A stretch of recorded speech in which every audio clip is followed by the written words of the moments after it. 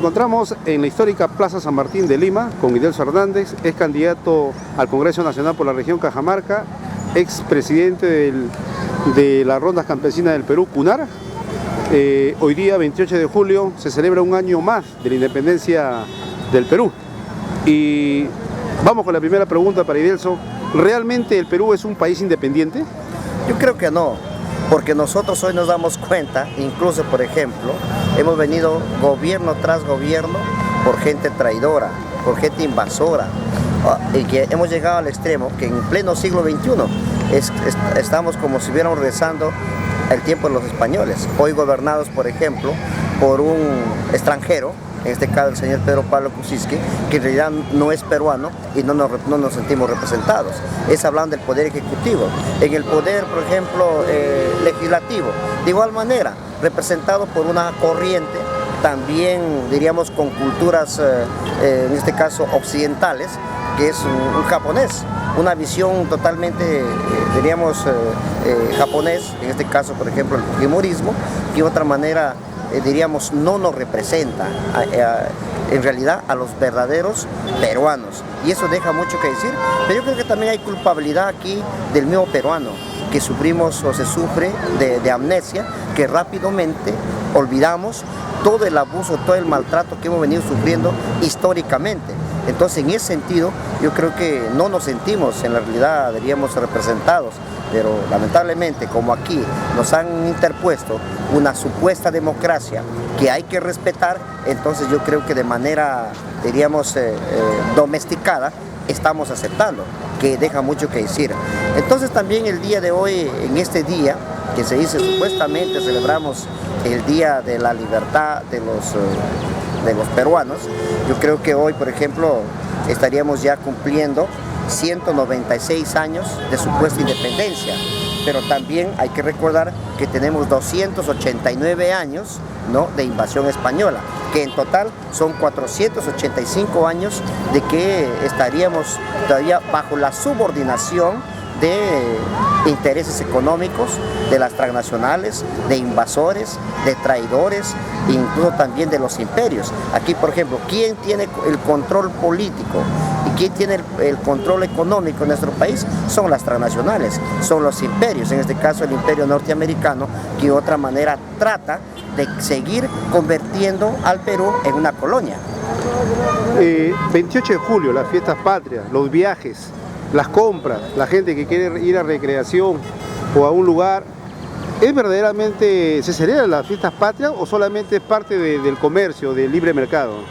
Yo creo que en estos tiempos, en pleno siglo XXI, con este sistema capitalista neoliberal, lo que de verdad se vive aquí es un puro negocio.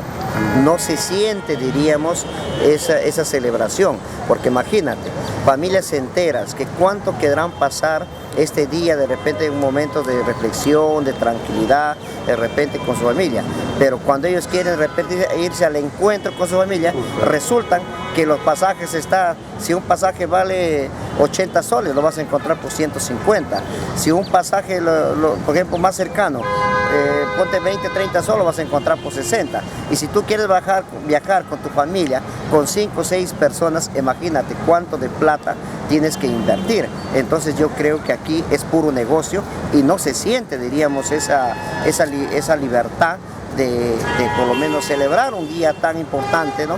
Bueno, que eso nos han dicho, pero yo creo que este tema es un tema también de que tenemos que reflexionar, que ahora quienes tienen el control, quienes dominan, son los mercados, son las ganancias de los quienes se benefician más bien en estas fiestas patrias, en este caso los grupos de poder económico y los quienes viven del control del comercio. Usted que viene de la región Cajamarca, en ese lugar, en esa región, defienden su cultura, sus costumbres, sus usos, todo lo que ha dejado anteriormente la cultura peruana. Pero cuando usted llega a Lima, ¿qué ve en Lima? O sea, ¿cómo ve a la capital del Perú usted?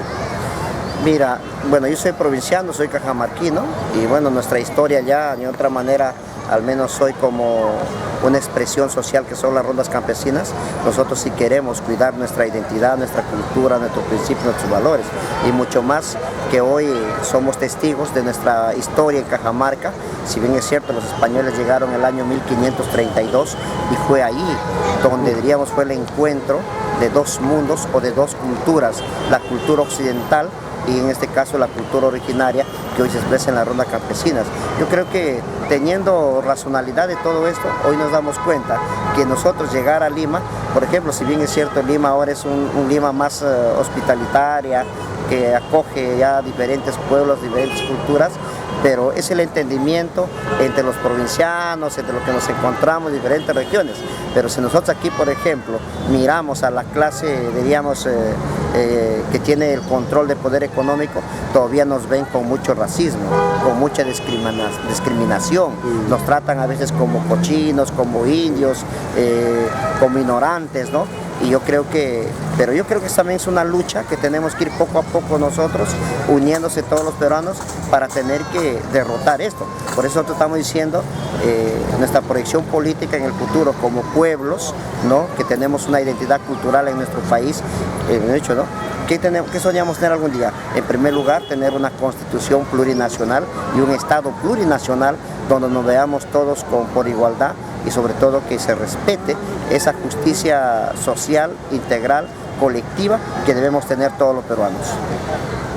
¿Qué es lo que faltaría para que los pueblos del interior del país puedan acceder al poder? Ese es un anhelo, un sueño que tienen muchos líderes, porque en el Perú no se respeta a veces los derechos humanos y muchos líderes a veces son apresados injustamente por este sistema que usted llama neoliberal. En primer lugar, yo creo que para derrotar este sistema capitalista neoliberal, yo creo que hay que recurrir a las frases sabias y filosóficas de José Carlos Mariátegui, que él dijo que hay que impulsar un proyecto político que se encarne desde el sentimiento social y popular. Como él dijo, ¿no? Hay que construir un proyecto político que no sea, que sea creación heroica, ¿no? Y que no sea ni calco ni copia. Yo creo que estamos en ese proceso y tenemos que entender aquí de que nosotros somos los que quienes tenemos que ir impulsando esta forma de cómo mirar el Perú, donde sea un país integral y colectivo. Cajamarca es un ejemplo donde los dirigentes ronderos, comuneros, se han hecho del poder en la región Cajamarca, en municipios provinciales y distritales. ¿Cómo ve esa experiencia usted como una manera de tener de repente un primer piso para que más adelante, el año 18, tengan más regiones y puedan ustedes llegar el año 21 a hacer una alternativa de gobierno en el Perú? ¿Están en ese proyecto? En nuestra experiencia política y social hay que entender de que Cajamarca, si bien es cierto, tiene todo un proceso histórico, toda una trayectoria, pero también Cajamarca ha sido una de las regiones más excluidas, más marginadas, más manipuladas desde la invasión española y también en plena vida republicana. Por ejemplo, desde que se instauraron los poderes, en este caso de los hacendados, que incluso los campesinos, hoy los ronderos, éramos marginados, explotados, excluidos e incluso estafados, ¿no? Pero ahora, por ejemplo, desde que surgen las rondas campesinas hace 40 años, entonces nosotros ahora tenemos ya claro una proyección política. Hemos dicho que esto tiene que cambiar, pero para esto tenemos que avanzar en el proceso de unidad, en el proceso de fortalecimiento institucional de todas las organizaciones, y en ese sentido también es importante que en todas las regiones, todas las instituciones originarias, sindicales, populares, tenemos que entrar a debatir más a fondo el tema político, debatir qué tipo de país queremos en el futuro, y yo creo que eso, y ahí vamos a ir encontrando la forma, el modo, los mecanismos, incluso hasta las estrategias, los métodos para ir fortaleciendo un gran proyecto político para el país. Y yo creo que es el rol que hoy juega, por ejemplo, Gregorio Santos, con esa gran experiencia también de maestro, de rondero, de comunero, y que hoy incluso pues víctima, diríamos, de este sistema capitalista que incluso lo ha tenido secuestrado 25 meses de manera injusta, de manera arbitraria, pero lo importante de Gregorio Santos que hoy rescatamos, que él no cedió a los chantajes, prefirió irse 25 meses, estar encerrado, que en vez de arrodillarse ante los grupos de poder económico. Entonces yo creo que hay algo que aprender de él y eso es importante, que ojalá los líderes sociales y políticos o los líderes que aspiramos también a participar en política para cambiar el Perú, yo creo que algo tenemos que aprender también de este sacrificio de Gregorio Santos y no solamente de él, de muchos líderes, de muchos héroes de la patria, por ejemplo de muchos, diríamos también analistas políticos, de muchos paradigmas como Vallejos, como Mariátegui, como Arguedas, como Víctor Raúl y otros, ¿no? Diríamos personajes que de otra manera se han sacrificado por tener que entender mejor el Perú y hacer una nueva patria, como Memo Mariátegui lo ha resumido en sus diferentes obras, ¿no? Como en el 7 ensayos, por ejemplo, ¿no? Donde expresa de que cómo debe deslumbrarse el futuro del Perú, ¿no? Con la llegada del fujimorismo al gobierno y después con el autogolpe del 5 de abril del año 92, se instaura una dictadura en el Perú. Esa dictadura desmoviliza a las masas, esa dictadura persigue a los dirigentes, esa dictadura destruye el tejido social. Le hago esa pregunta porque en Cajamarca se ve el caso de las rondas campesinas como una institución que cada día va creciendo a nivel nacional. Usted ha sido presidente de la CUNAR Perú. Dígame de su perspectiva, ¿cómo ve a esta institución, a las rondas campesinas del Perú? ¿Usted cree que se podrían acceder más adelante al poder nacional desde las rondas campesinas? En primer lugar, yo creo que aquí hay que tener en cuenta lo siguiente. Como yo decía, han sido procesos históricos que se han dado. Por ejemplo, nosotros como pueblos originarios, nosotros por ejemplo muchas veces también hacemos remembranza y estudiamos también, por ejemplo, la gran resistencia y la sublevación de Túpac Amaru II en el año 1780, quien desobedeció, diríamos, al sistema político que estaban instaurando los españoles con su explotación, su maquinación. Luego ya podemos hablar de los años 50, 1950, 1960, cuando aquí en el Perú también, cuando ya se instauraron incluso los grupos de poder económico que se expresaban a través de los hacendados, que controlaban la tierra, eran los dueños, se emprendieron grandes luchas de los pueblos, por ejemplo, del Cusco, de Puno, que se sublevaron y se levantaron contra los llamados hacendados, ¿no? Que de otra manera eran respaldados por los gobiernos traidores, porque finalmente ellos tenían un dominio tanto, diríamos, económico, social y también territorial. Y por eso que se recuerda mucho a Juan Velasco Alvarado, que por prisión de los pueblos en el año 1969 da la reforma agraria. Entonces desde ahí por lo menos hoy los campesinos, las comunidades campesinas y nativas, por lo menos tenemos un pedazo de tierra con libertad. Pero ¿dónde comienza esto ya también a distorsionarse o diríamos a destruirse? Si bien es cierto, en el año 1979, hablamos de la Constitución Política del 79, ahí es donde de otra manera se da protección a estos derechos territoriales de las comunidades campesinas y nativas, de los pueblos, en otras cosas. Pero sin embargo, con la llegada de Fujimori en el año 1990 y en el año 92, él, por ejemplo, se hizo un autogolpe para tener que buscar algún pretexto para debilitar el Senado y debilitar también el Congreso. ¿Para qué? Para crear las condiciones para que en el 93 cambie la Constitución del 93.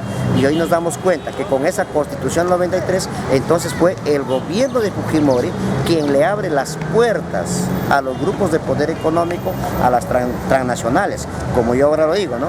Le abrió las puertas al nuevo tipo de hacendados.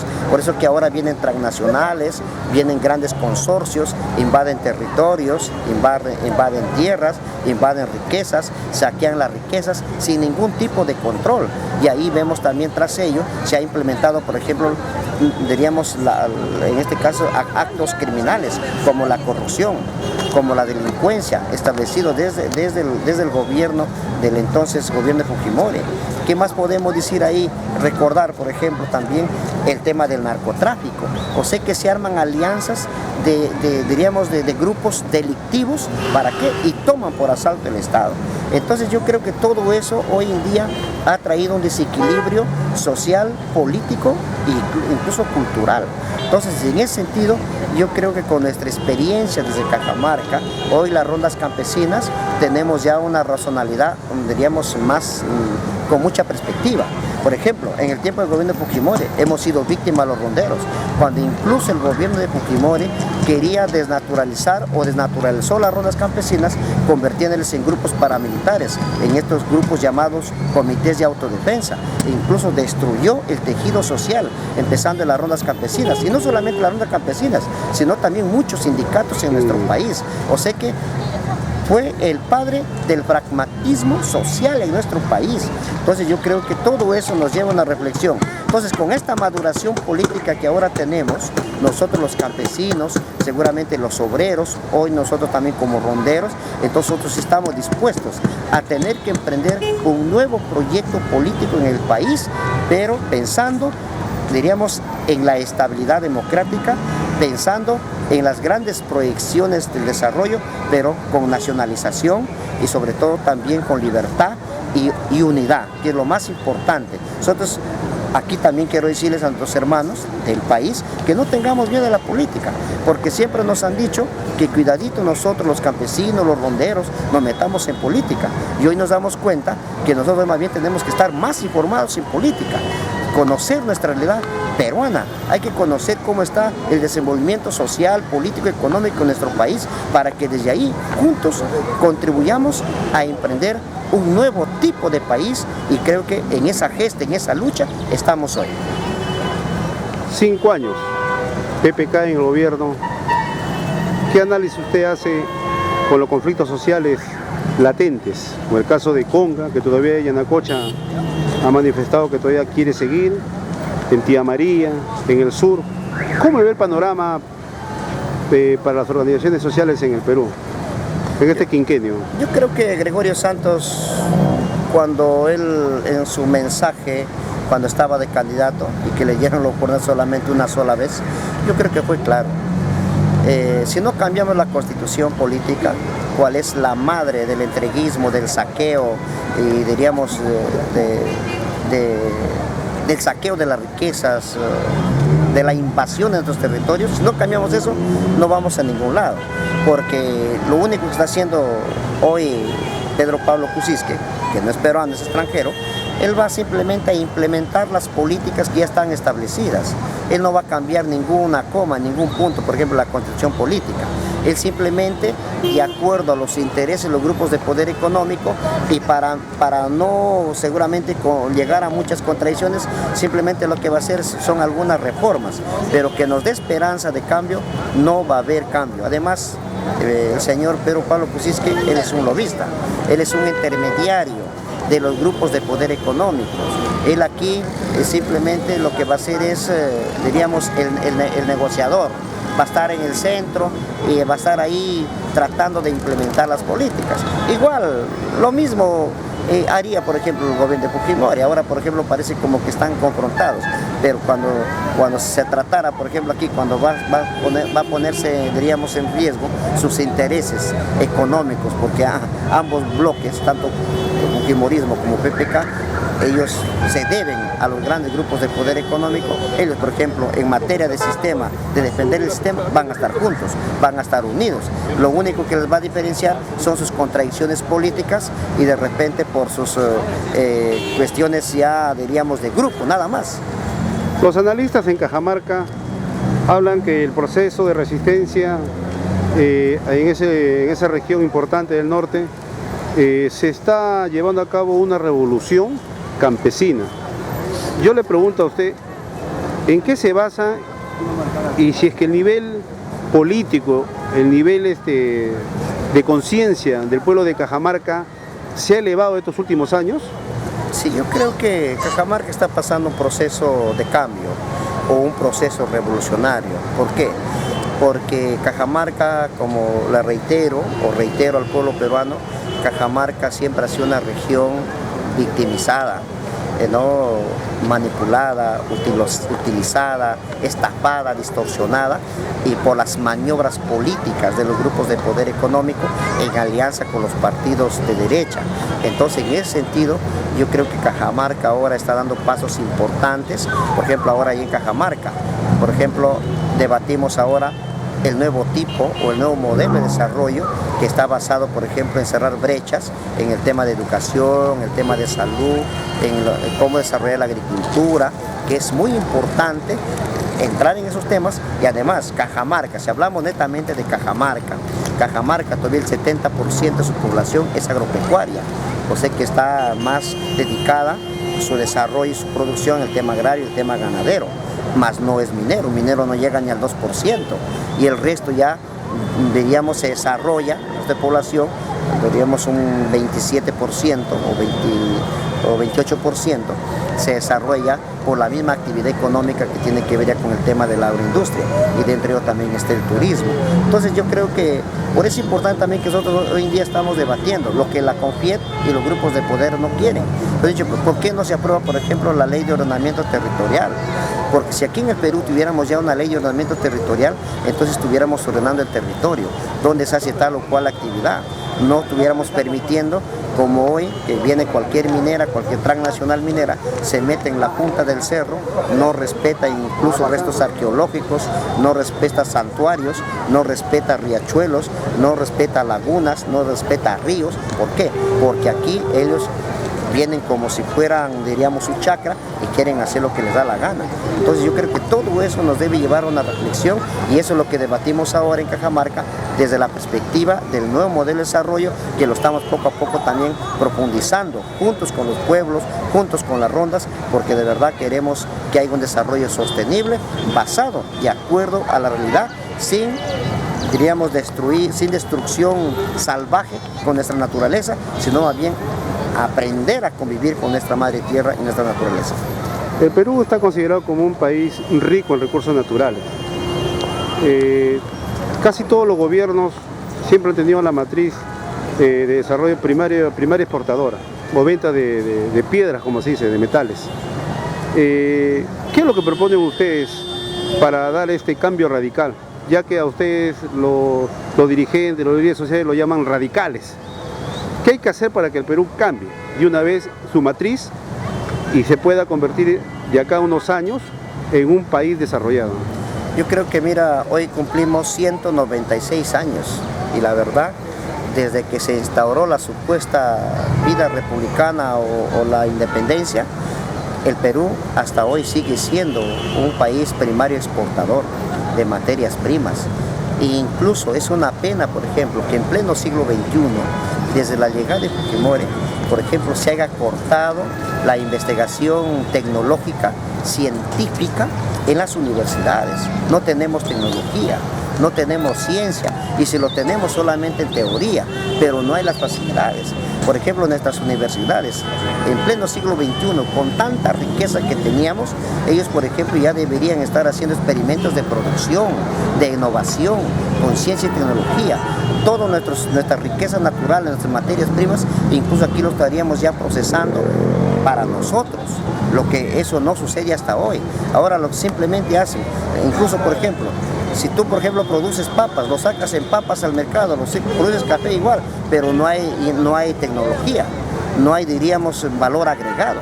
Igual pasa, por ejemplo, en los minerales, tienes oro, tienes plata, tienes hierro, tienes zinc, tienes todo, pero sin embargo lo que hacen es destruyen la madre tierra, sacan el mineral, destruyen todo y lo llevan en materias primas, las riquezas, lo traen al puerto Callao o a los grandes puertos y luego lo llevan en materias primas, lo industrializan en otros países y luego viene ya en materiales en la cual a nosotros automáticamente nos convierte más bien en consumidores. O sea que eso tiene que cambiar. Pues hemos dicho, hay que rescatar el Perú para los peruanos, con ciencia y con tecnología, y que las universidades tienen que ser el gran potencial de producción, incluso de experimento y de investigación científica para repotenciar nuestro desarrollo sostenible, porque el Perú no es pobre.